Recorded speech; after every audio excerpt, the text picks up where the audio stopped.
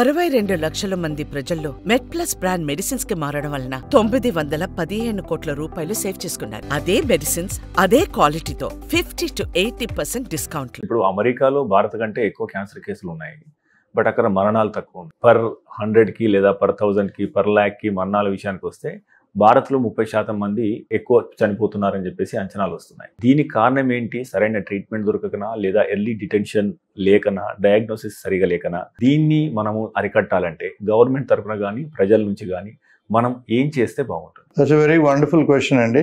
So basically the main reason is detection. మన దేశంలో అశ్రద్ధ స్క్రీనింగ్ ప్రోగ్రామ్స్ చాలా చాలా చాలా అరుదుగా ఉన్నాయి. It's not a national program. Screening program is not a nationalized government sponsored program కాదు.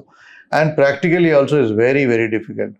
Any procedure that you take up, ఏదైనా ప్రొసీజర్ తీసుకున్నప్పుడు కాస్ట్ వర్సెస్ బెనిఫిట్ చూడాలి. మన దేశంలో ఉన్న అందరికీ స్క్రీనింగ్ చేస్తే ఎంతమందిని మనం దాంట్లో డిటెక్ట్ చేస్తాము, ఎంత ఖర్చు అవుతుంది స్క్రీనింగ్ చేస్తే, ఎంతో మనకు లాభం అవుతుంది, ఎంతమందిని డిటెక్ట్ చేస్తాము, ఇవన్నీ క్యాలిక్యులేట్ చేస్తే ప్రాక్టికల్గా it is very difficult to screen the entire population of the country.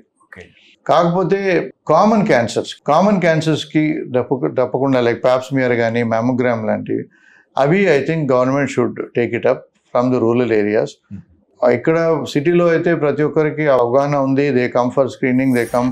ఇప్పుడు నేను 30 ఏళ్ల కింద ప్రాక్టీస్ చేసినప్పుడు 70 to 80% of them stage 3 stage 4లో వచ్చేవాళ్ళు. ఇప్పుడు more than 50% of them are coming in early stage. That is only because of the awareness.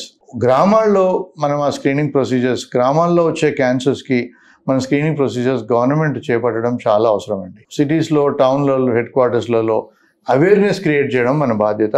So that వాళ్ళంతకు వాళ్ళే వచ్చి screening procedures correct annual screening చేయించుకోవడం మంచిది. తద్వారా మనం ఎర్లీ డిటెక్షన్ చేయడానికి వీలవుతుంది. వెస్టర్న్ యూరోపియన్ కంట్రీస్లో screening programme is sponsored by the government. వాళ్ళ స్క్రీనింగ్ ప్రోగ్రామ్స్ ఉన్నాయి, ఏ ఇయర్లో ఏ స్క్రీనింగ్ ప్రోగ్రామ్ చేయాలి, ఏ పరీక్షలు చేయాలి, అవన్నీ ఉన్నాయి కనుక early detection rates are very high.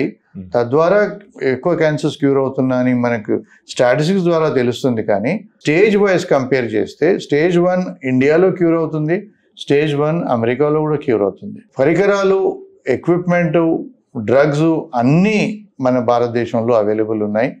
ఆ కాలంలో 10 ఏళ్ళు, 20 ఏళ్ల కింద, 30 ఏళ్ల కింద ప్రతి పేషెంట్ ఎవరికి డబ్బులు ఉంటే వాడు అమెరికాకి వెళ్ళి ఆ వైద్యం చేసుకునేవాళ్ళు. ఇప్పుడు అవసరమే లేదు.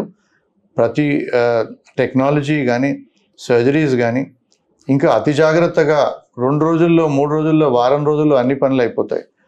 అమెరికాలో, యుఎస్లో కానీ, యూకేలో కానీ ఒక పేషెంట్ ఒక సిమ్టమ్ తోటి వెళ్తే వాడికి 3 నెలల తర్వాత అపాయింట్మెంట్లు, ఇన్వెస్టిగేషన్స్ 2 వారాల తర్వాత, అలాగే వైద్యం జరిగే వరకు వాడికి అడ్వాన్స్ స్టేజ్లో జరిగే అవకాశం ఉంటుంది.